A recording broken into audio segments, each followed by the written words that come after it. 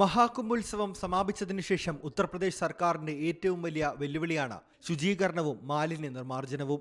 15 ദിവസത്തെ പ്രത്യേക ശുചിത്വ ഡ്രൈവ് ആരംഭിച്ചിരിക്കുകയാണ് യോഗി സർക്കാർ.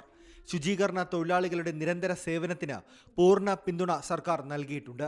മുഖ്യമന്ത്രി യോഗി ആദിത്യനാഥ് തൊഴിലാളികളെ ആദരിക്കുകയും മഹാകുംഭമേള മൈതാനം വൃത്തിയുള്ളതാണെന്ന് ഉറപ്പാക്കാൻ ഉദ്യോഗസ്ഥർക്ക് നിർദ്ദേശം നൽകുകയും ചെയ്തു. ശുചീകരണ യജ്ഞത്തിന് നേതൃത്വം നൽകുന്നത് സ്പെഷ്യൽ ഓഫീസർ ആകാംക്ഷ റാണയാണ്. സ്വച്ഛതാ മിത്രകളും ഗംഗാ സേവാ ദൂത്സും ശുചീകരണത്തിൽ സജീവമായുണ്ട്.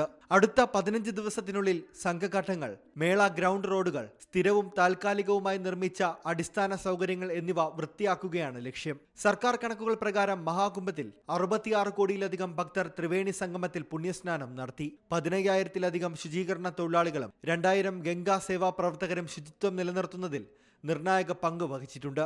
മുഖ്യമന്ത്രിയുടെ നിർദ്ദേശപ്രകാരം സ്പെഷ്യൽ ഓഫീസർ ആകാംക്ഷ റാണ വെള്ളിയാഴ്ച ശുചീകരണ യജ്ഞത്തിന് തുടക്കം കുറിച്ചു. മേളയോടനുബന്ധിച്ച് 1.5 ലക്ഷത്തോളം താൽക്കാലിക ശൗചാലയങ്ങൾ നിർമ്മിച്ചിരുന്നു. ഇവ പൊളിച്ചു നീക്കും. എല്ലാ മാലിന്യങ്ങളും നൈനിയിലെ ബസ്വാർ പ്ലാന്റിൽ സംസ്കരിക്കും. Urban and rural water corporation സ്ഥാപിച്ച താൽക്കാലിക പൈപ്പ് ലൈനുകൾ, വൈദ്യുതി വകുപ്പ് സ്ഥാപിച്ച തെരുവ് വിളക്കുകൾ, സന്യാസിമാർ, കൽപ്പകവാസികൾ എന്നിവർ ഉപയോഗിച്ച ടെന്റുകളും പവലിയനുകളും ശുചീകരണ പ്രവർത്തനത്തിന്റെ ഭാഗമായി പൊളിച്ചു നീക്കാനാണ് പദ്ധതി. National desk, C Malayalam news. പുതിയ വാർത്തകളും വിശേഷങ്ങളും ഇനി വിരൽ തുമ്പിൽ. എല്ലാ ഡിജിറ്റൽ പ്ലാറ്റ്ഫോമുകളിലും ഇപ്പോൾ സി മലയാളം ന്യൂസ് ലഭ്യം.